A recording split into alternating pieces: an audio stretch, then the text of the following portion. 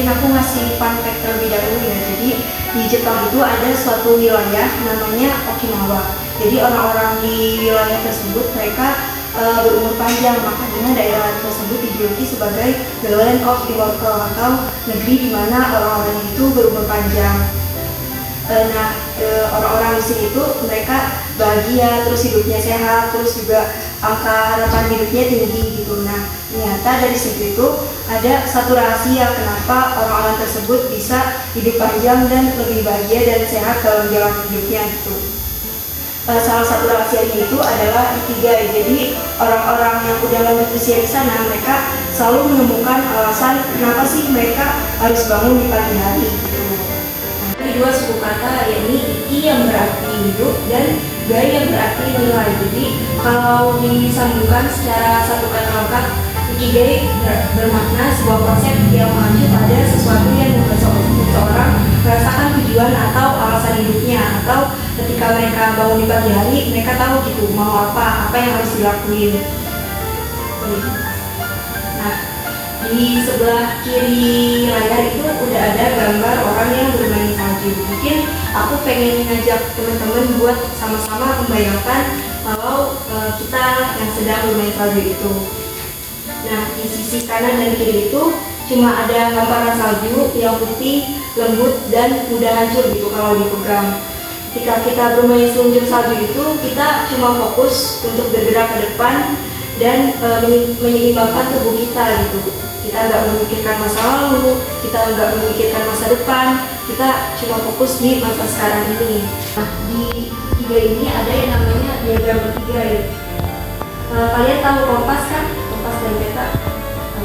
Itu kan fungsinya buat menunjuk arah ya. Jadi kalau misalkan kita lagi tersesat di hutan gitu, pasti dengan bantuan kompas dan peta ini kita bakalan terbantu banget gitu. Meskipun mungkin nggak benar-benar pasti bakalan menuju jalannya, tapi yang pasti itu membantu kita. Nah, sama kayak diagram ikigai ini. Diagram ikigai ini memungkinkan kita buat memahami apa sih sebenarnya hal yang kita sukain. Nah, ketika memikirkan apa sih hal yang sukain, kalian bisa berpikir tentang hal-hal yang membuat kalian bahagia, aktivitas yang membuat kalian lupa akan kekhawatiran seperti hobi atau aktivitas rutin. Mungkin terus nggak tahu makna hidup kita apa, cobalah buat nggak terlalu nyari kesibukan gitu, justru coba berhenti dulu, nyari ketenangan buat tahu apa sih yang sebenarnya kita pengenin, apa sih yang sebenarnya kita butuhin buat diri kita sendiri.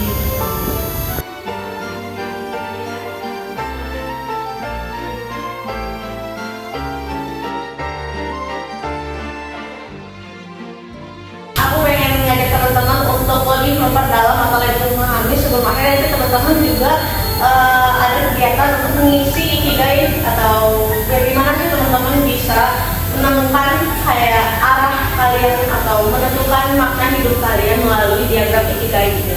Di sini teman-teman kenal nggak sih sama Nelson Mandela?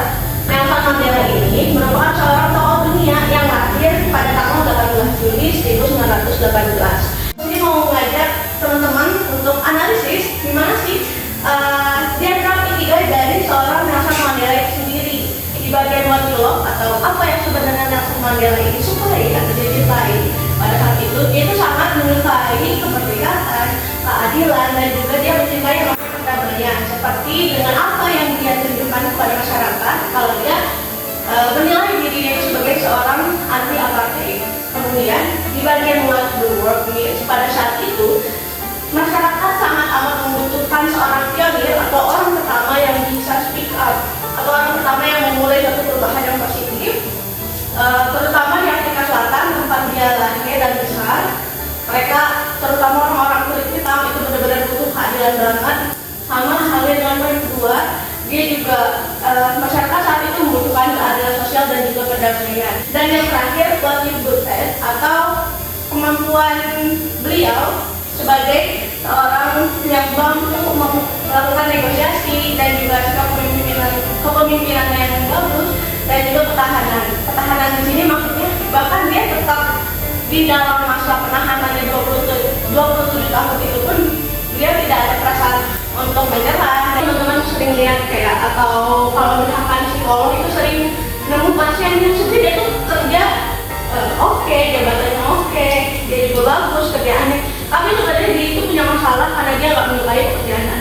Wow, tidak menyukai pekerjaan tersebut. Sehingga aku tuh mikir apa sih yang dunia butuhkan gitu.